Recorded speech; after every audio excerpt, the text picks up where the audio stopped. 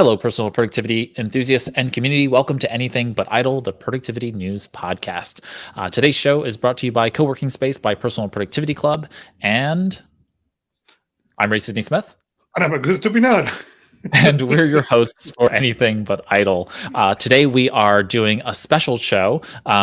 This is episode 55, and it's a commentary on the Apple event, the Apple special event, Spring Loaded, that happened yesterday on April 20th, 2021. Today is, of course, April 21st, 2021. And, of course, to talk about Apple's Spring Loaded event, we have the pleasure of having Michael Slawinski, who is the CEO of Nozbe. Michael is a productivity guy. He's the founder and CEO of Nozbe, where they have two productivity apps, Nozbe Teams, an uber functional to-do app for small and medium teams, and then Nozbe, which is a project management and collaboration tool for busy professionals. Both Nozbe Teams and Nozbe are web-based tools with apps for all the major platforms. Basically, everywhere you think you need to work is where Nozbe's at. Michael's also a speaker. He's an author of a few best-selling books, a podcaster, and a blogger. He's also happily married to his wife, Evelina, and their 3 children. And so welcome to the show, Michael. Hi, great to have you. Great to have you here. Great to have that you have me here again. Yes. As the I'm warming up. So as the local Apple commentator and Apple geek and Apple fanboy. Yeah, I'm always delighted to have both you and Augusto together, so that I can actually have Apple fanboys help me feel better about Apple. And I've adopted a number of Apple technologies over time because of you guys. So I appreciate that. What we're going to do today is cover the Apple event, and they actually announced quite a number of new things. It was loaded. Yeah. It was. Not only that, it is the first, it's in a while. I can't remember when was the last event that I went in. I was really with low expectations, and they really make it to build the excitement. At the end of the show, was completely pumped out. Yeah. Mm-hmm. Yeah. It was good. So let's get started. Where do we want to start? Let's start with podcasts. Apple Podcasts. They have changed Apple Podcasts and brought kind of a new application basically to the fore. What did you think about the changes to Apple Podcasts and what they're doing there? So about the podcast, Apple has been a great advocate for podcasts. I mean, they created podcasts basically because that was for the iPod, right? And they were great because they completely neglected it. So it was just working, and it was open, and it was just glorious. I am concerned about this because the more they are interested in podcasts, the more they can screw this up. And I don't want them to screw this up because already Shopify is doing it by doing like exclusives and all that stuff. And then, Spotify, not Shopify. Of course, Spotify. I was like, Shopify is doing this. That's amazing. So Spotify and Stitcher as well, they have some stuff. So like, the more exclusivity we get here and kind of platform wars, I don't like it. For the podcasts, we love the fact that they're open. So I'm a little bit afraid about this. I'm in the same camp as you. Podcasts are an open platform. The RSS feed is what allows a podcast to exist without a dominant player commanding and controlling it. I always joke that, like, while Apple has champion podcasts, Apple podcasts are not podcasts. In the sense that they don't. It's not they don't control, because they have the directory. Doesn't mean they control. I can have a podcast, and if 5 people listen to me, who cares? Those are the people who listen to me, and they don't need Apple involved in order to be able to access my content. And I'm absolutely right with you. I think that the overtime dilution of the importance of the RSS feed will ultimately become the death knell of the platform, and so I just don't ever want that to go away. In this particular case, I don't really think Apple's doing much in the way of ruining the podcast generally. I think there is enough diversity also in the ecosystem that we still have a strong footing here. I think podcasts over time will lose kind of their, we're in a renaissance, right? Everybody is talking about podcasts, and, like, hey, 2011, I was podcasting and nobody was talking about podcasts back then, and I had quite a number of listeners back then. My ProdPod podcast still gets 20,000 downloads a month. It's wow. And I don't publish anything on the podcast. I will. For those of you who are watching, I will, or listening. I'll start publishing again soon. But like that's the kind of thing where the algorithm and the way in which podcasts are designed can really benefit you because the system is designed to be kind of iterative. But podcast has brought here new landing pages. So what they noted was that show pages and episode pages are getting kind of this refresh where they're showing, nice episode cover and also show cover and then some details about it. I'm really curious whether or not they're going to surface more of the metadata that's coming from the RSS feeds, because you have a lot of meta fields that you can insert into a podcast feed. I'll be curious to see what that looks like. They're adding channels and they're adding something they're called podcast subscriptions, which are basically either exclusive, it sounds like, and ad-free listening experience. So that's what Apple Podcasts is bringing. Augusto, did you have some thoughts there? I agree with you guys, but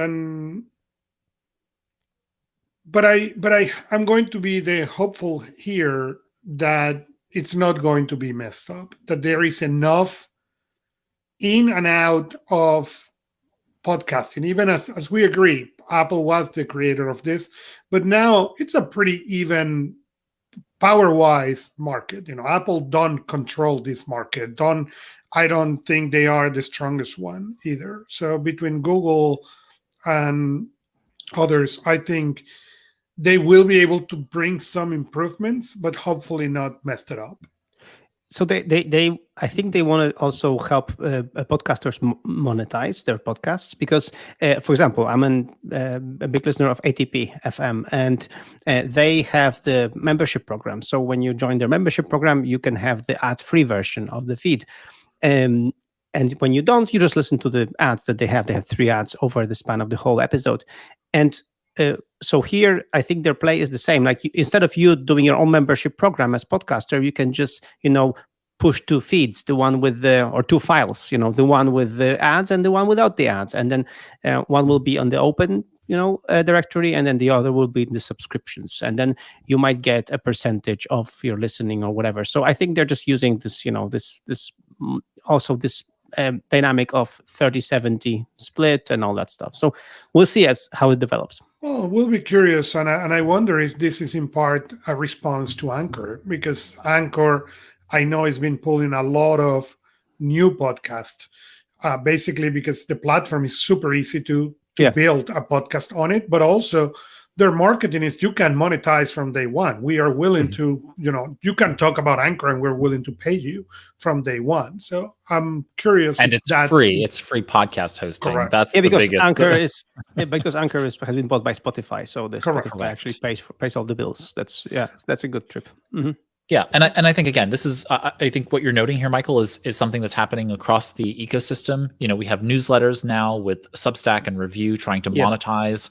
You have Patreon and Memberful and other programs. All of this is trying to figure out what the future of the web looks like in terms of being able to remunerate creators. We're publishing content. How do you pay us? And and they're trying to make that easier. Twitter owns Review, so they're going to be able to start creating this ability for you to pay for tweets on Twitter, for example.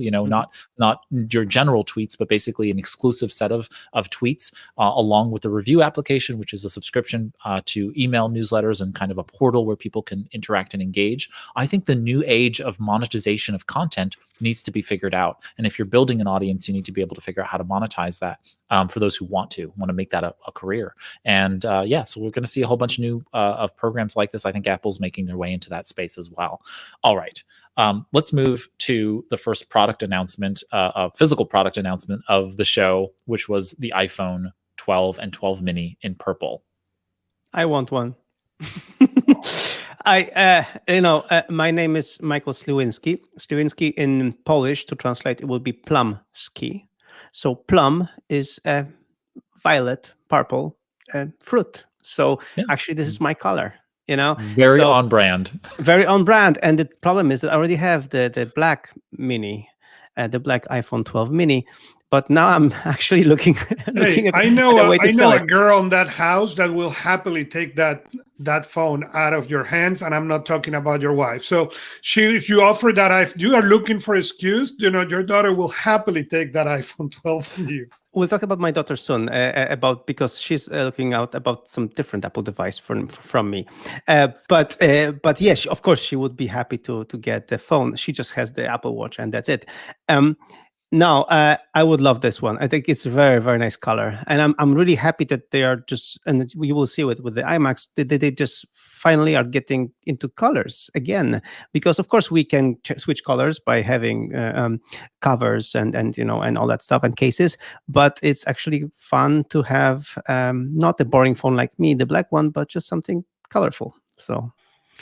Yes, my wife, who has quit on the iPad, I understand that's certain issues in this house, but she quit on the iPad. She said she only wants her phone. She thinks that is true. It's so powerful that she can only want to use the iPhone, has one device, Simplify. And when that came, she was like, okay, when can I get mine? And I was like, we're not getting one. No, when can I get mine? So as Michael knows, this is his fault. The first iPad mini came into my house because of is his fault, will be his fault forever, and it's documented in a book. But this case, I think, is going to be similar to that. The purple is coming. Yeah, I love the fact that Tim Cook walked up and he had, I'm not sure what kind of plant that is. It's not, I don't think it's a lilac bush or anything like that. But he walked by and he sees the purple flowers. They purposefully put him and made him walk past that in order to be able to bring that up. I mean, they did a really good job of preparing people for the announcement. The purple's beautiful. Otherwise, there's nothing really different about the 12 or the 12 mini in terms of specs. It's just color. And so I think that's great. And so they noted that that's going to be pre-order available on Friday, and then available for launch on April 30th. And that seemed to be the consistent kind of, throughout the show. Available April 30th seems like the general availability for those things. All right. So from purple iPhones onto the AirTags, Apple announced finally the AirTag. Finally, with a big F, with a capital F. There were rumors for 2 years now, I think, about the AirTags. Yeah, it's been a long time.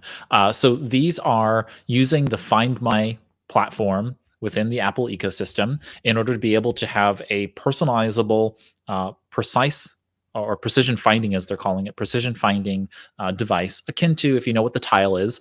The Tile is a device that you can basically attach to or put in your luggage or attach to any other physical object, and it will help you find that thing. It locates it, geolocates it, and you can find it. Now, of course, the ultimate problem with all of this is the idea of being able to geolocate something in both one dimension, that is 2 dimensions, as well as 3 dimensions.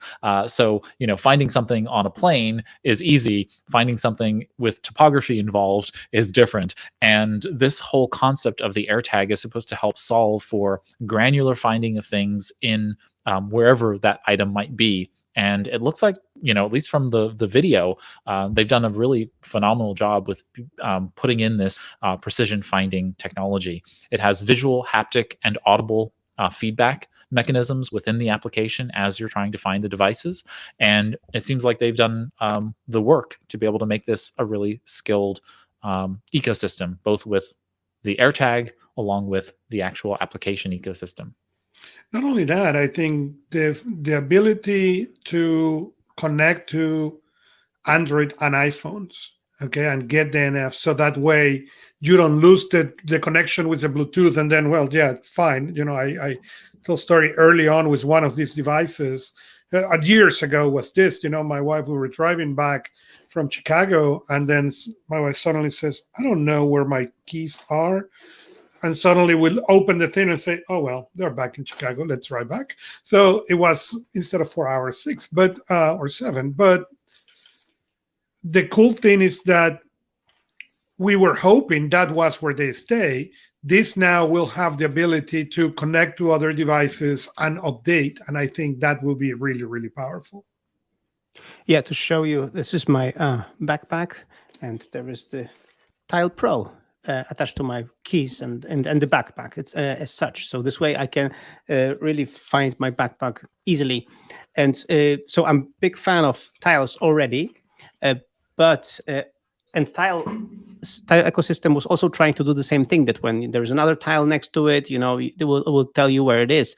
But of course, with the AirTags and Find My Network and billion devices, there is a chance that if you drop your keys somewhere in the city, there will be an iPhone passing by at some point. So it's going to be much more easier to find these things now. Yeah. And the iPhone and Android, that was what surprised me. It will recognize it didn't need to be an iPhone. It will be able to connect with the Android and send the signal too. Oh, really? So people when people were talking about AirTags on some blogs, they said that they don't see a good use case for AirTags, apart from when you lose something, where to find it, which is like a kind of depressing use case, because you just lost it, right? So it's so to use it, you have to lose it, right? So I'm gonna give a good positive example. So a real life situation. My wife comes back from work, right, and she does go to work at some. Not every day, but she does commute to work, and then I want to use her car, right? And then I'm like, baby, where are the keys to the car? And she's like, in my purse. And my wife has 30 purses. So of course, like, I'm opening the closet and I see 30 purses, and I'm like, yeah, right. And I do remember which purse she was having today, right? No.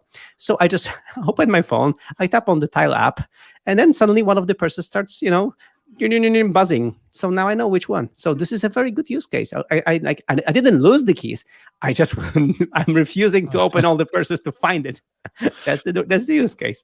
Yeah, I see this in a wide variety of opportunities here. One is in the elder care population, where you have a parent or a family member who might just be someone who wanders off, and so you can put a tile on them, with their permission, if they're cognizant to be able to do so. But if you have a family member who's lost their their faculties to be able to kind of know where they are, you can put a basically an AirTag on them, slip it on their belt.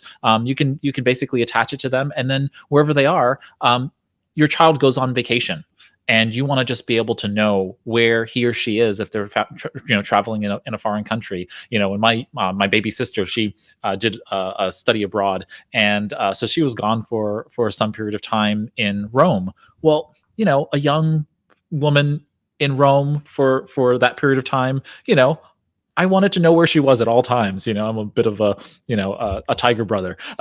So I'm not a tiger mom, but I'm a tiger brother. I'm very involved. And so I want to know where she is. I would have loved to have been like, girl, you're not leaving the house, the apartment in Rome without an AirTag on you, right? And I guess you could do that with her phone, but, say that she gets her phone stolen. The AirTag is something that someone's not going to want to steal. And so it would be on her at all times, right? So it's like these kinds of things. Your dog, right? Like, I have a blind dog. And so his whereabouts are actually really important to me. And so I want to know where he is at all times and to make sure that he's safe, right? Like, if I see him in the middle of the pool, that's a problem. That means he's jumped into the pool and we need to get him out of it, right? So like I think there are myriad ways in which this AirTag can really be utilized in functions that are not necessarily like, I've lost it. As you noted, Michael, you want proactive and non-negative reasons for being able to have it. And I think this could be a really great way to do that.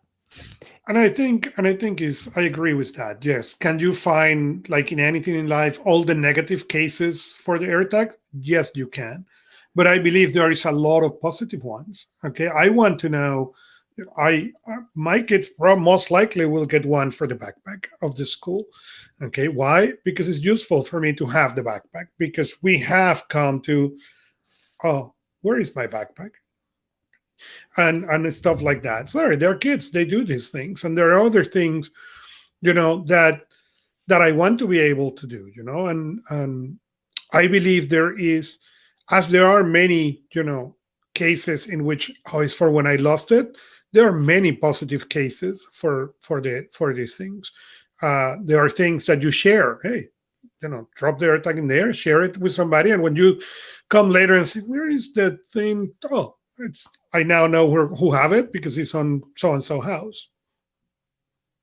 Yeah, there's only this thing about the AirTag's privacy. So we'll see in the real world how it works. That when the AirTag is no longer with the owner, so like it's out of the range, then it kind of buzzes and stuff. So we have to see how this works, So how long can an AirTag really be out of the range of the phone? And also, what is the range? Because like for Tile, there is a simple Tile and there's the Tile Pro, and I have both. I have the Tile Pro for like more important things and Tile not Pro for the less important things, because the Tile Pro gives me like in theory 300-meter range. So and there, I didn't find before the show any data on the range of these AirTags. And another thing I wanted to also mention is what I like about Apple is using the standard CR2032 batteries, because they're just really easy to get everywhere. In the case of Tile, only the Tile Pros have this battery. The normal Tiles have the CR1632, which is just harder to get. This battery is just really standard, like any shop, anywhere you can find this battery. So 2032. So this is good because, the moment you run out of battery on the AirTag, you can just replace it quickly. So that's good. Yep, I've got a pile of them sitting in a drawer. Same just here. keep them on hand because they go. I buy them everywhere. in bulks as well. Yeah, absolutely. So I what I understood was that they actually connected privately to any device that had the Find My app. Was that correct? So if I come into proximity not to the owner of the AirTag, so I decouple it from the phone, it's still geolocating it by virtue of other people who are in the Find My network, and therefore relocating it by virtue of that. So it's a little bit of a mishmash, but it still gives you connectivity by virtue of it connecting to the various iDevices in the world. Yes. So I think that's just really phenomenal, and it gives a greater efficacy to being able to find things. And it's good that they opened the Find My, not open source, but opened the Find My network, that any other like builders and hackers can actually build devices for this, because this might be really useful. Like, having all these beacons, all these, 1 billion devices there is just so much better than relying on a just proprietary and, Tile network or some other network. Absolutely. And so these are coming in at $29 USD per AirTag, and then you can buy a 4-pack for $99 USD. Pre-order starts on Friday of this week and then is available April 30th. So something to make jokes about is that the hanger thingies, so to hang it somewhere, are $35, which is like they cost more than the AirTags themselves. And the one from Hermes, don't get me started, $500 for a hanger thingy for an AirTag. The good thing is that I don't care, man. Anyway, the good thing is Belkin has like cheaper, like $12 hanger thingies. But anyway, it's ridiculous that Apple is saying for $29 the AirTag and then $35 the thing. Just wait for the do-it-yourself community who figured out where you need to drill and make the hole to that thing. But what I was sharing, according to Apple, when you put the tag next to any phone, Android or iPhone, who is NFC capable, and if the AirTag is on lost mode, then it will give a browser notification to the person telling them how to contact that owner. So that's going to be really powerful, because if I found some keys and I have this, I will get it close to my phone and it will give me on the screen of the phone, let the user know that this tag is here. And I think, I don't know again if Tile can do that or not, but I think that will be incredibly powerful. All right, so next up, we move along to the Apple TV. This was for me the least interesting part of the event, but they did a couple of really interesting things here. So the Apple TV has been updated, and they've brought a few new features to the Siri remote. What did you think about the new Apple TV, and what does that make you want to do? Does it make you want to buy a new Apple TV? Does it make you think twice about utilizing Apple TV in your home in different places? What did it do? And it had that color balance feature also, which I thought was quite interesting. The color balance feature, I think, was exciting. Sadly, I am not a TV guy. I read, I do other things. I don't watch a lot of TV. And actually, my wife asked me about it. And it took me a second to think. Out of the TVs on our house, we don't have a 4K TV. A 1080p we have, but we don't have a 4K TV because we really, the most consumed of TV in this house is Disney Channel, and it's done by my kids. And apparently, I turned like my dad, who gave us a black and white TV when I was a kid, because what the kids don't need color, okay, to watch TV. Apparently, I'm doing the same, just the 21st version of that, the 2021 version of that.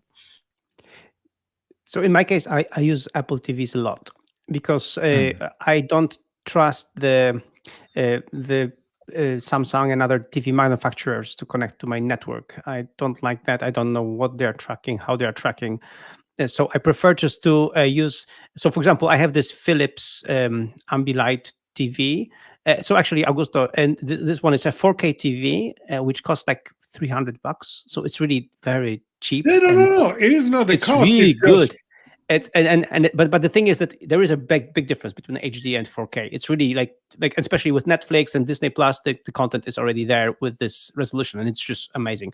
So what I do is I have this Philips whatever television, and it's so cheap also because it doesn't have Android TV, which I don't care about because I don't connect this TV at all to the internet. I don't use any of the smarts of this TV.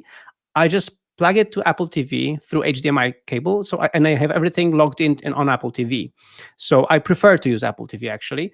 So in my case, I'm actually going to buy one to my house in Poland because finally we will be able to travel to Poland this summer after like almost 2 years of not being there.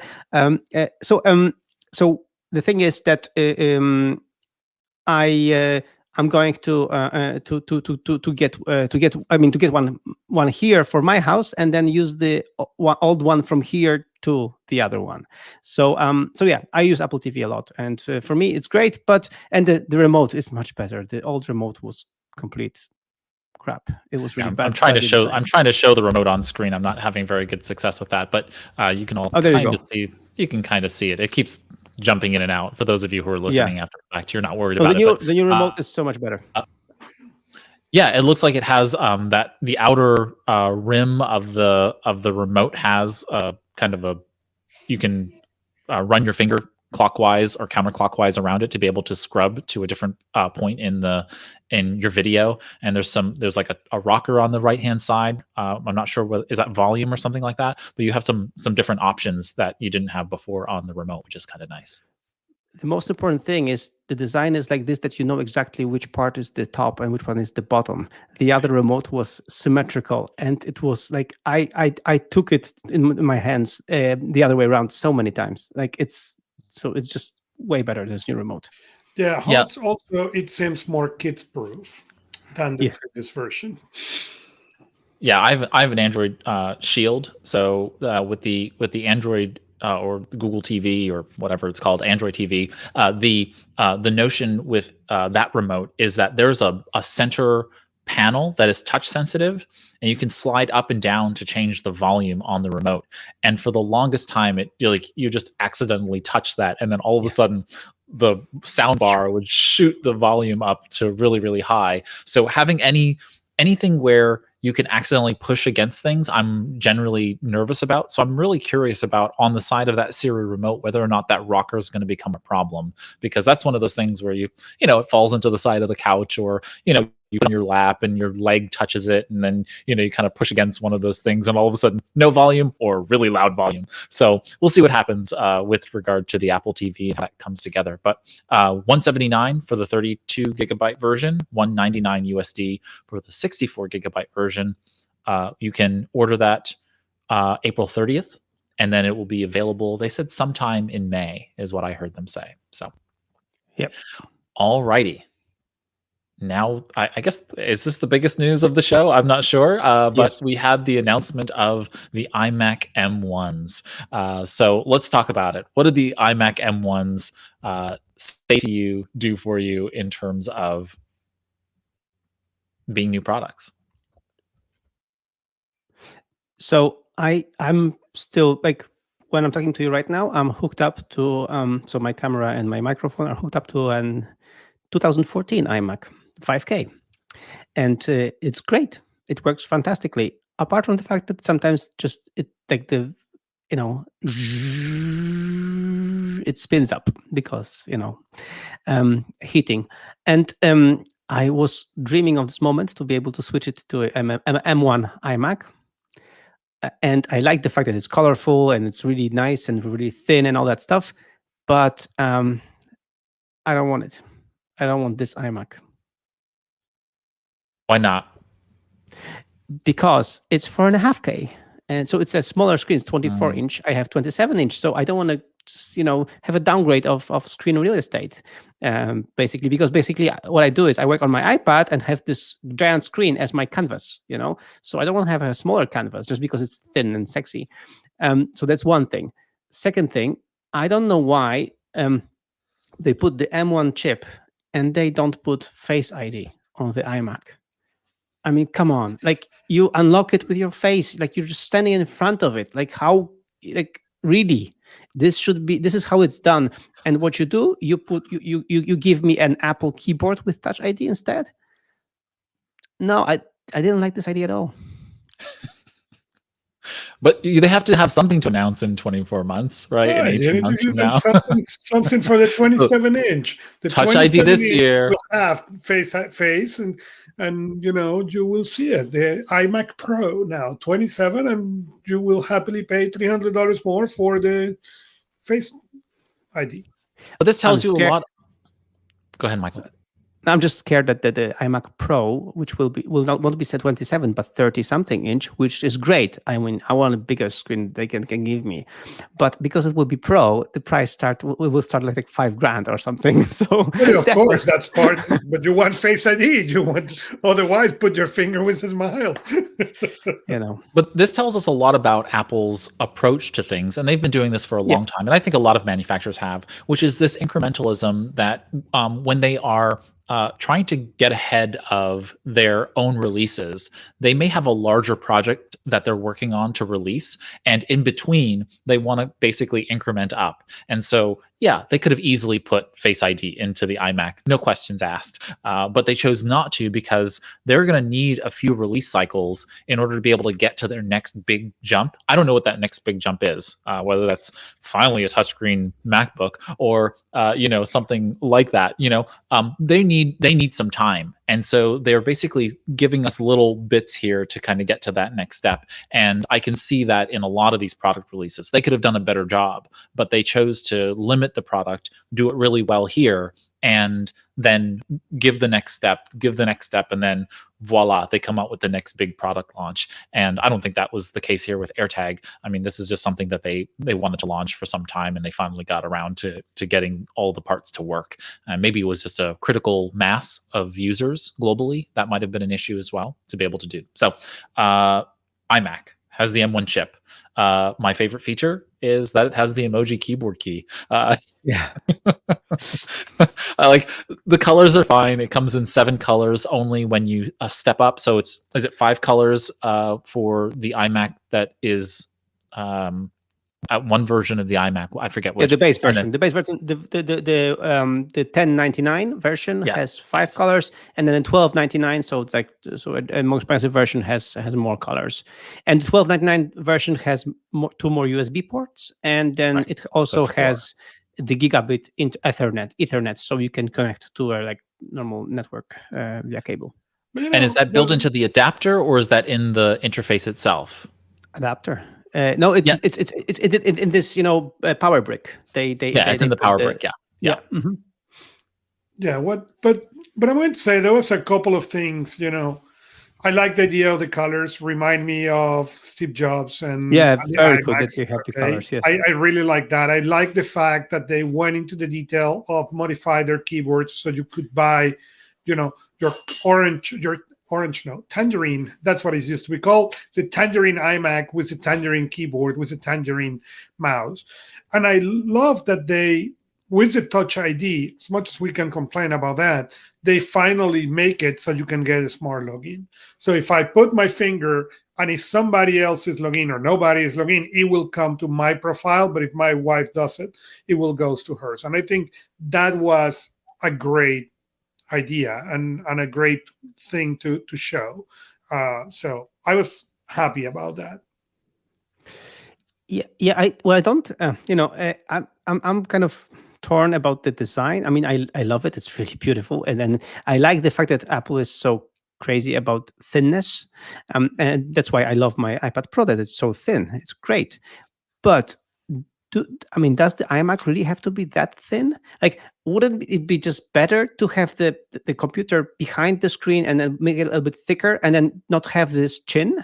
I'm not a big fan of the chin. I thought they would drop the chin because they theoretically can, but maybe they just don't want to put the computer behind the screen for some other reasons, But everybody thought, and me included, that they would actually put the computer still behind the screen, make it a little bit thicker, but still then the front is just nicer because it will be just bezel and that's it. And now there's a chin. Yeah, it's weird because they're doing that with the iPad.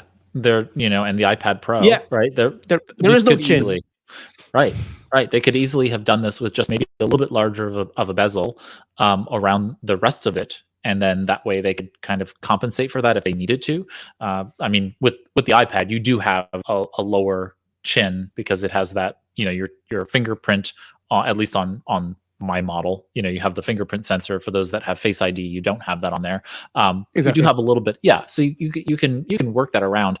Who knows why they made that choice? I don't understand the thinness, but I guess it's kind of sticking to the design aesthetic, right? Like if the iPad is popular and its design aesthetic is something that's appealing to consumers, then of course having the iMac match that design fits in the design language that Apple is trying to push forward. And so I wanted to just quickly run through the color. They didn't go with kind of the former colors that they were professing, but so they have blue, green, and then they have pink and silver, and that's in the Apple M1 8-core and 7-core $1299 item that comes with a Magic Keyboard. Then they have blue, green, pink, I guess that is, silver, yellow, yep, you got it, orange, and purple in the next one. And that one is also the 24-inch. That comes with a 2 Thunderbolt and USB ports. So that has 4 ports as well. And I'm sorry, it says 3 USB ports and 2 Thunderbolt, 4 ports of 2. Is that 7? No. I'm not reading this right. So the base model, so it's 12, not 1099. It was 1299. Sorry, Apple, of course, it's more expensive. So anyway, 1299. This is just 2 Thunderbolt ports, so 2 USB-C Thunderbolt ports, and then the 1499, the bigger one. I mean, not bigger, but the beefier one. It has 2 Thunderbolt USB 4 ports and 2 additional USB 3 ports. It's USB 3 ports. Yes, I'm sorry, I'm misreading. The 3 got you confused. Yeah. Yes. Perfect. Yeah, that's what I was clarifying. So you have a total of 4 ports, 2 Thunderbolt USB 4s, and then 2 USB 3s. Ooh, man, that got me. And then you get the gigabit Ethernet item, and again, as you said, that's built into the power brick. So that's built into the power adapter itself. And with that model, you get the Magic Keyboard and Touch ID. With Touch ID, and then the highest model, and this is also 24-inch model, but you can upgrade.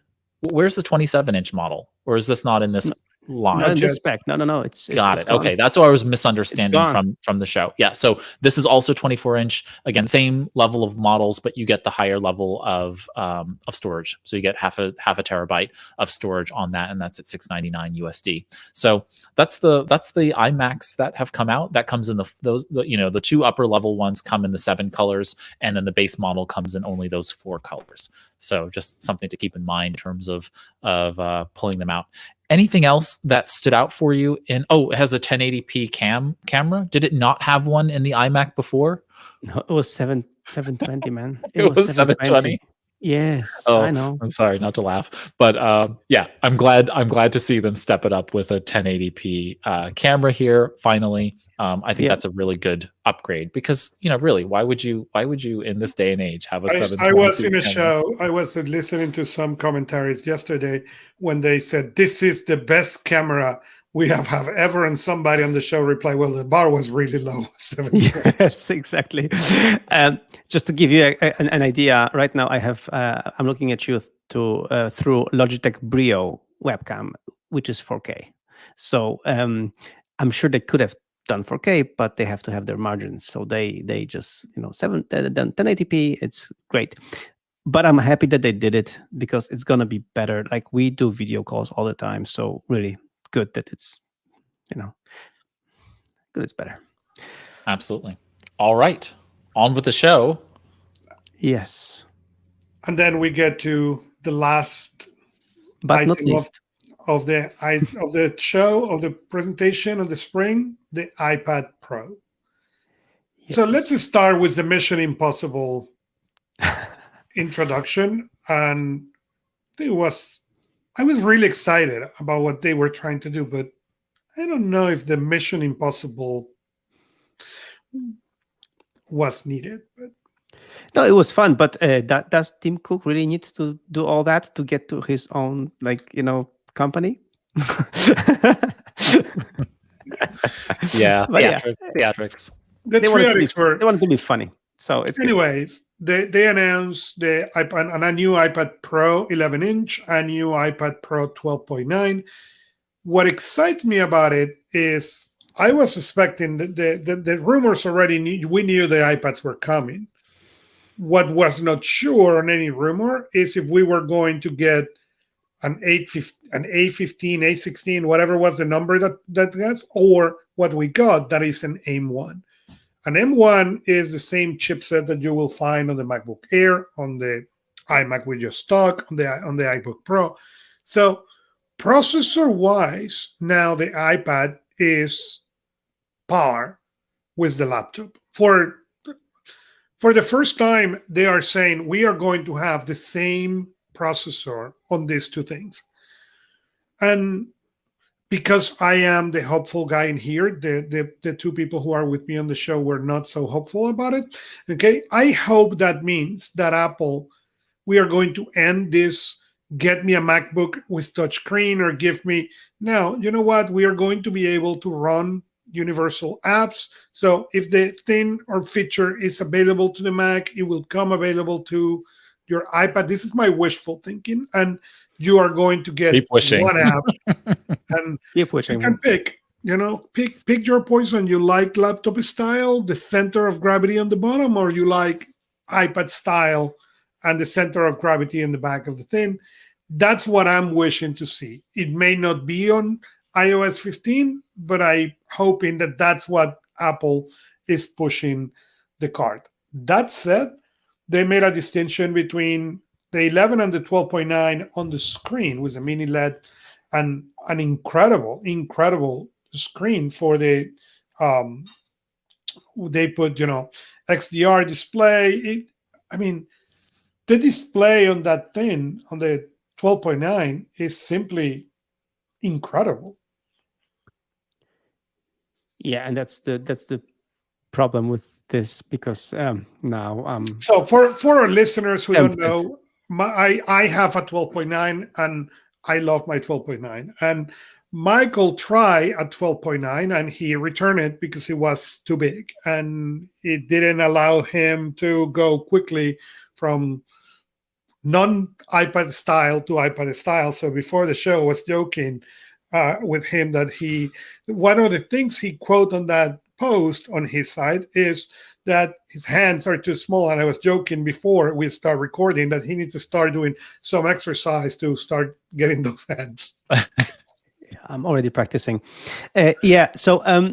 So before we go to this, so they did update everything else on both iPads. So the M1, the 5G, and they didn't talk about 5G all that much, which is good. Anyway, they did everything that they should have done anyway on the iPad, because it was kind of lagging behind already. So that's great. So the 11-inch is still a great buy, because really the screen on 11-inch is fantastic. I have an 11-inch and it's really good. But it's tempting to get the 12.9-inch. The problem is that I had the 12.9-inch, as you mentioned, but the older generations was even bigger. Now it's a little bit smaller, but it's still big. And I'm not sure I want it. And the situation in my household is very complicated, because I have a line of people counting on me upgrading.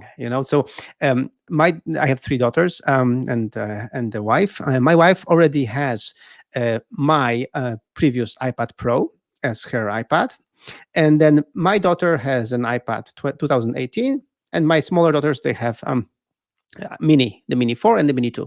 So now they're just lined up behind me, and they're like, Daddy, please get the new iPad. Milena, the eldest, will get my iPad Pro. Then the younger one will get Milena's iPad, and then the younger one will get the Mini 4. So they are they lined up perfectly just to inherit, the iPads right now, and they are counting on me buying something. And I'm not sure I'm gonna. The thing is that even though they updated everything and it's really good, it's really a great iPad, my iPad from last year is still very good. I'm not complaining about its speed. I'm not complaining about networking speed. I'm not complaining about anything about it. So it's like, I don't see the point for somebody who has last year's iPad. I have the solution for you. You bought the new 11-inch directly to Milena's. Keep yourself in the path. Everybody will be happy in that, or buy it to Evelina, give Evelina's to Milena, and downstairs, and you don't just skip that. It's completely work. Augusto, there is a rule in our household.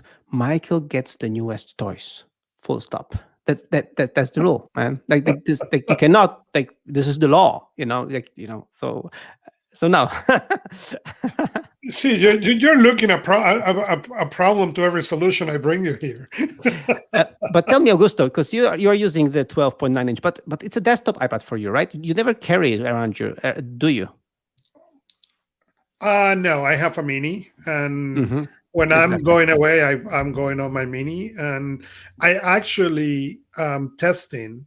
There is a company called Bridge that do incredible high quality keyboards, and they just released 10.2 keyboard that size wise is perfect for portability, and I'm waiting for that thing to be delivered to test it so I can write on the iPad Mini when I'm out and about, just now that we're closing to get out and about. And if not, that will be on the living room. And I can use my iPad Mini on portrait mode.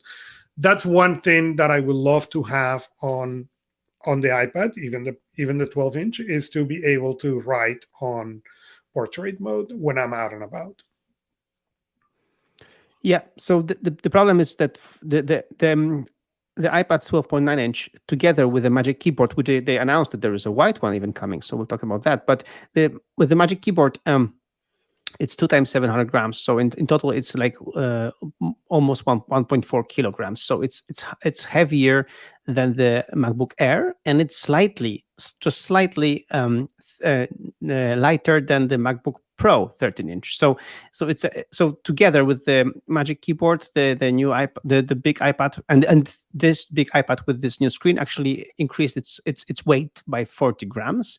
So it's just a bulky thing, I'm already like my iPad 11, iPad Pro 11 with the Magic Keyboard is more than 1 kilogram. But having basically 40%, 30% more weight is a lot.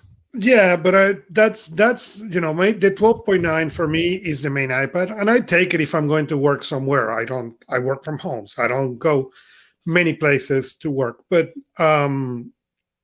the weight, come on, we start when the little light laptops, were 30 pounds and or something like that. I remember I had a HP with a battery that could last me around the whole day. We're talking about 15 years ago, and that battery was heavier than the laptop per se. Okay, it was a lot when you put them together, but still not heavy enough. I actually, with my 12.9 12.9, one of the things that I really like is I have different keyboards. So I have the Apple Smart Keyboard, and I have this Bridge keyboard, and I really like to change the keyboard, and really it's like changing the machine. And that's something I'm looking forward to this now, get this Magic Keyboard, and then maybe get another Bridge, because it really is like having 2 or 3 machines. So for the people like me who gets bored of working on the same machine, I can now swap the keyboards. The insides gets the same, but the experience change, and I really enjoy that. The other thing, agreeing with you, is I have a MacBook Air, an old MacBook Air next to me, and I have never upgraded because I don't use it enough. But once in a while, I go and try to do something in there, and my first reaction is touch that screen, and it really gets into my nerves. I get it that the thing never came with that and will never do, but I like the touch screen. I like that much more than the mouse. I even had a Magic Mouse to use with my iPad Pro, and I don't turn that thing, unless I'm working with Excel. That's for the only one of the few things that I'm getting really that mouse out. Other than that, I don't need it. So the weight of this new iPad Pro 12.9, that's not the argument. The beauty of the screen, and all the other things, I will be most likely getting that iPad as soon as April 30th. I'm getting the appointment in the Apple Store, in the local Apple Store, after this thing, shows there, to just get the feel for it. So I will try to, convince myself to get it in the most, like just spending lots of time in the Apple Store. Of course, and now because of the COVID restrictions, they will have to shower me almost before I get in and check my temperature, and they will not let me play with it for so long. So we'll see. But we'll see. We'll see. I'm excited that they updated the iPad Pros, but I'm not sure, like in my case, that if it's worth upgrading from last year's iPad Pro. But we'll see. We'll see. I don't know. As I was mentioning to you before the show started, one of my hopes and is that we are going to get that. They are going to really push that M1, and that is also going to push developers into some of the apps that don't work today on the iPad, and don't work for me on the iPad. And that will be the ability to simplify the access of storage and certain things, the speed, that I think will make that machine, for me at least, a really, really good thing to add to my desk. Right. There is actually a distinction in the iPads. It's hard to see, but the storage options. If you go for under 1 terabyte, you get 8 gigabytes of RAM. But if you go for 1 terabyte or 2 terabyte storage, then you get 16 gigabytes of RAM.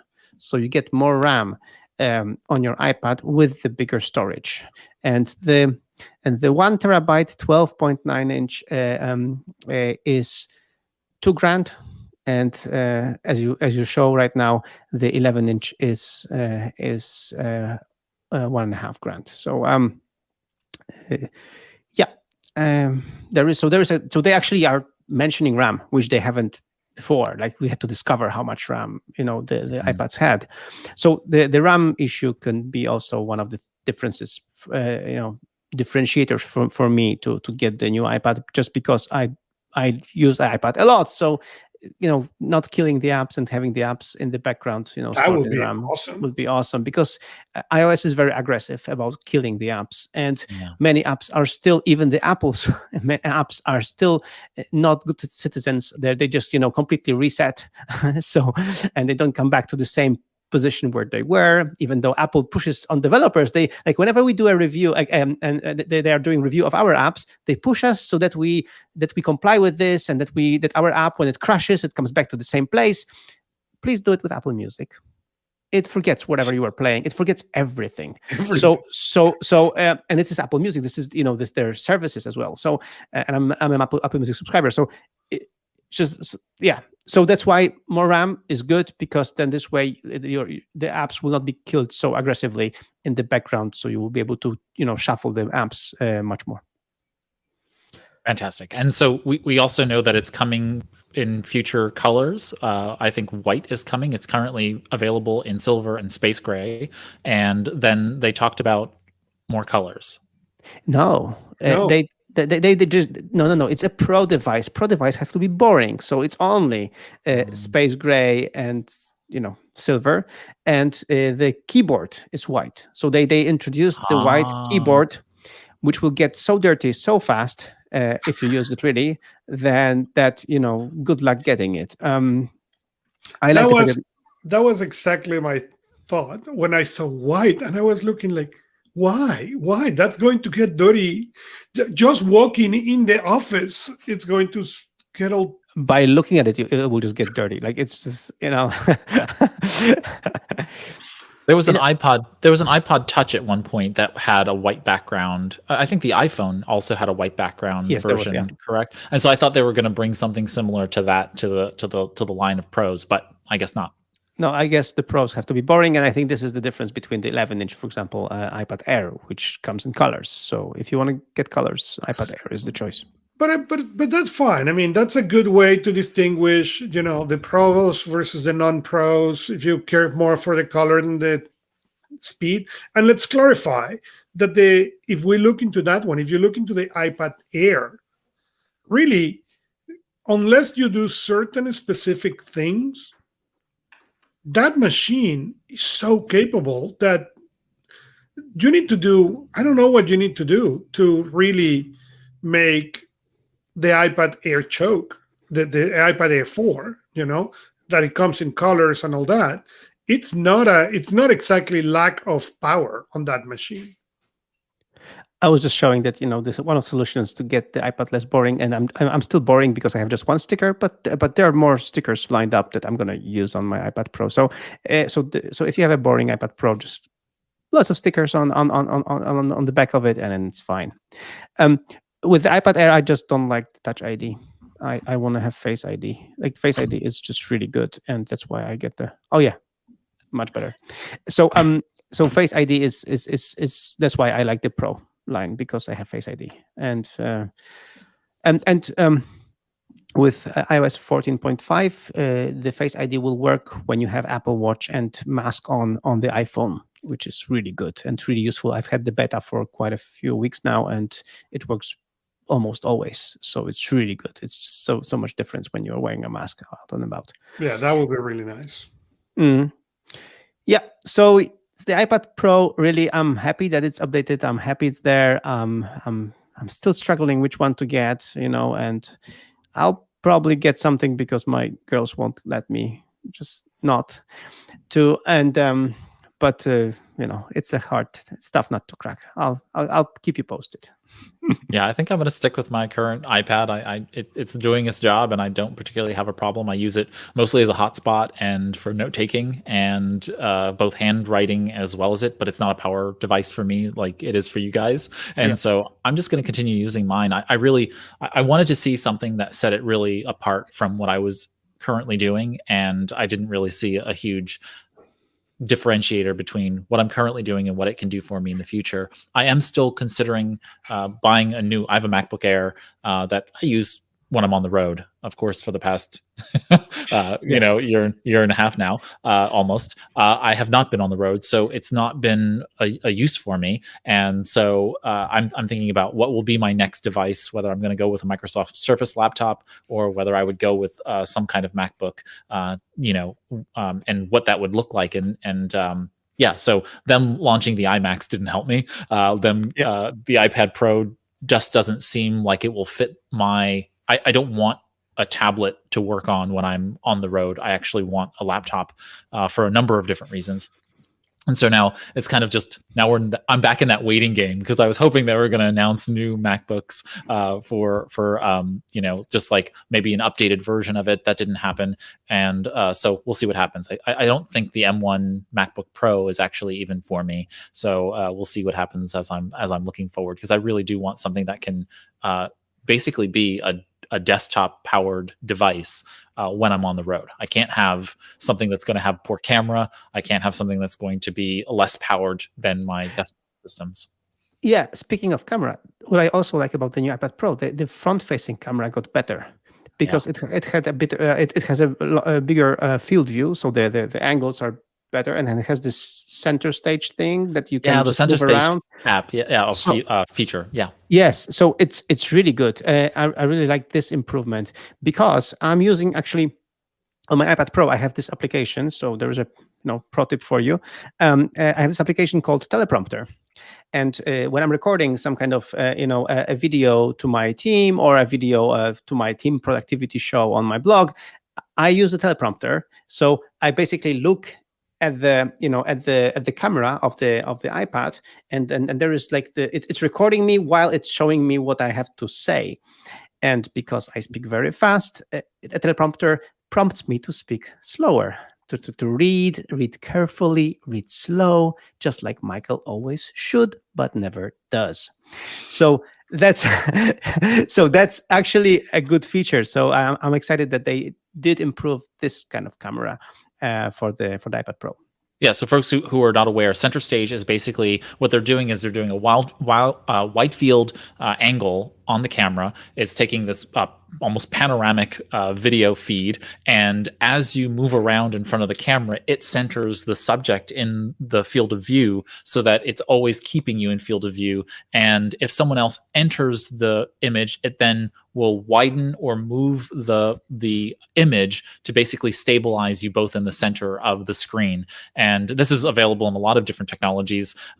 First, notably within, I think the Xbox had some technology like this, and now they're bringing it to the iPad Pro, which is pretty phenomenal. Hopefully, it comes down in the other iPads as time goes on, but obviously, right now in the iPad Pro because it has those cameras in it. So, very cool technology, and I hope more people kind of pick up on that because it's a really great feature to be able to do, like, especially if you're doing like a cooking show or you're just in the kitchen with your family and you're doing stuff around the house and you want to be able to, keep you centered and focused. You don't have to pick up. I'm constantly doing that, picking up the device and moving it and adjusting it for the right angle so that I'm not out of view, because many times, I'm doing something and I want to still continue to have the conversation, but I'm not going to pick up the tablet every 5 seconds and move it and adjust it, and that seems to be solving for that unique problem. So, all right, gentlemen, any final thoughts, any final comments on Apple's spring-loaded event?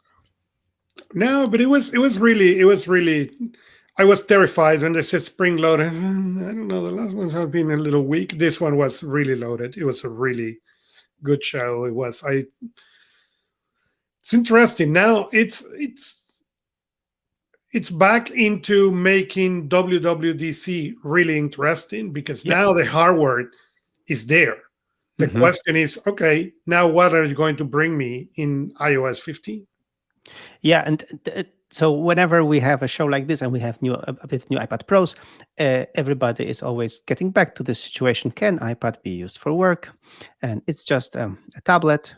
Who cares? It's an overpowered tablet that nobody uses as a main machine. So, some people do use it as a main machine.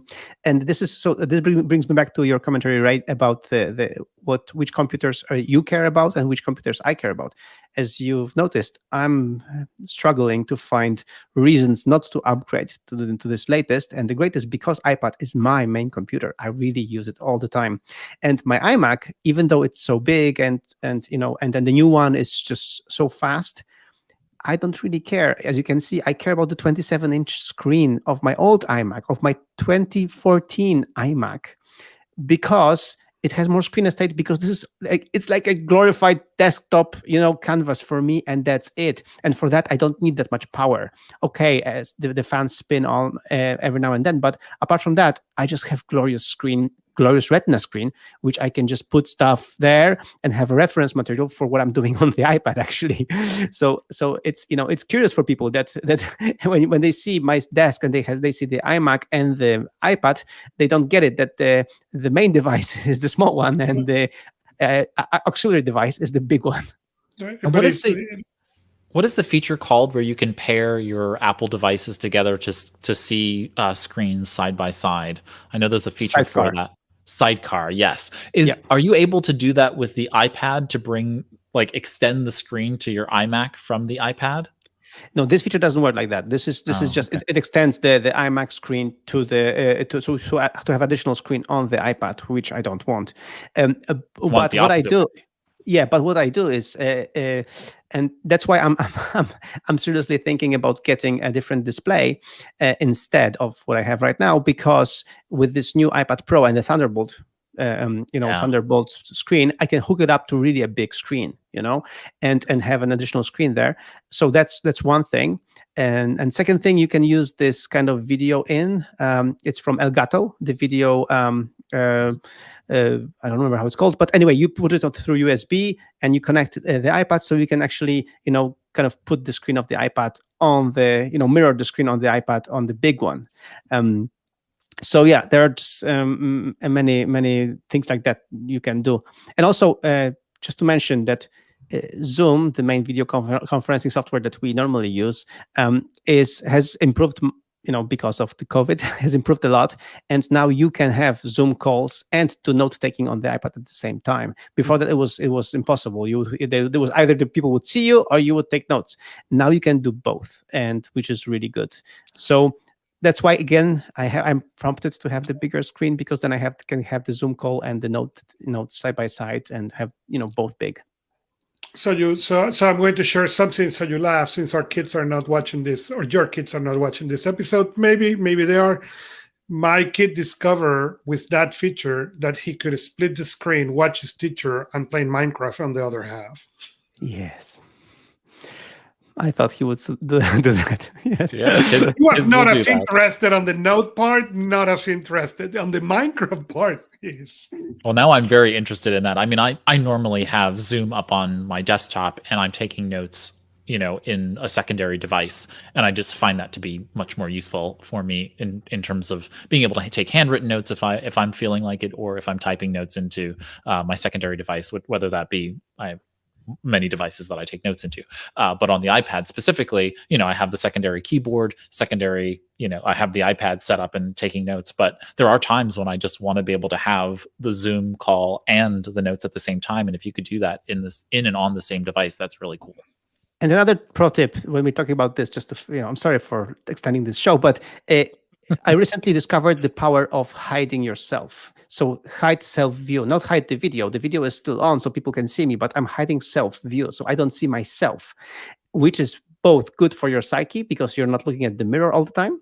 And also, again, for the splits, you have just one-on-one conversation with somebody over Zoom, you see like just them. You see them, and then you see then you have the notes. So it's like they are bigger because it's just them, and then it just makes more sense. So yeah. Try that. Hiding self-view is always good. Like I turn it on to begin with when I'm in the Zoom call to make sure that something isn't wrong. But then I just go ahead and turn it off after a while. Of course, also recognizing that I have a background that is right now just very plain. I'm not worried about anybody walking behind me naked or in their underwear or having something strange walk behind you. It is actually good to have your camera on if you're worried about that kind of situation. So for those of you who might be in an environment where you're working from home right now, that's an issue. But if you're not worried about that, just turn off the self view. It just reduces it's one additional stressor that you can reduce. And at any time like this, it's really helpful to be able to do so. Augusto, you're going to say, and then we'll close out. No, we are good. We're good. All right. Thanks, well, Michael, then with that is the Apple Spring Loaded event commentary show for us in the bag. Thank you, Michael, for joining us. Thank you so much for having me. It was, as always, joy to talk and geek out about these things. We always appreciate you. And that's Michael Slawinski from Noseby and Noseby Teams. And so thanks again for joining us here on this show. All right, Augusto, another one's in the bag. Another one's done. Yes. Thanks so much for all the work you do to make Anything But Idle happen. It's always my pleasure. All right, everybody. Today's show is done. If you have a comment on what we talked about regarding the Apple Spring Loaded event, you can feel free to head over to Anything But Idle, and there's a contact page. Click on contact. You can also tweet at us at Anything But Idle and let us know if you have a comment or a question based on what we discussed during the show. While you're on Anything But Idle, if you're there on the episode page for today, episode 55, so anythingbutidle.com/055, there you'll find the show notes. Those are links to all of the various pieces. We'll actually embed the Apple show if we're able to, and any other commentary pieces that we talked about. We'll also include a transcript, both a PDF version that you can download, but also one. If you click on Read More, you can expand the transcript and read while you're listening or watching along with the show. If this is your first time watching us on the live stream, feel free to click the subscribe button. That'll go ahead and have you notified when we do our regular shows. This is a special episode where we're recording it, after the Apple event, but we typically go live weekly. And so you'll be notified when we go ahead and do that. If you are listening to this in audio in some way, shape, or form, feel free to go ahead and subscribe to us or follow us in your favorite podcast app. If you're in the Apple Podcasts world now, note that follow and subscribe are different, because follow allows you to just follow the podcast, meaning that you'll be notified when we have new episodes. Subscribe will download it. And that's a little bit different than the new Apple Podcast subscription model, whatever they're doing there. So just know that follow and subscribe really mean very similar things, but they are different in the Apple ecosystem now. All right. With that, thank you all for listening and watching Anything But Idle. We'll see you next time on Anything But Idle. Here's to your productive life.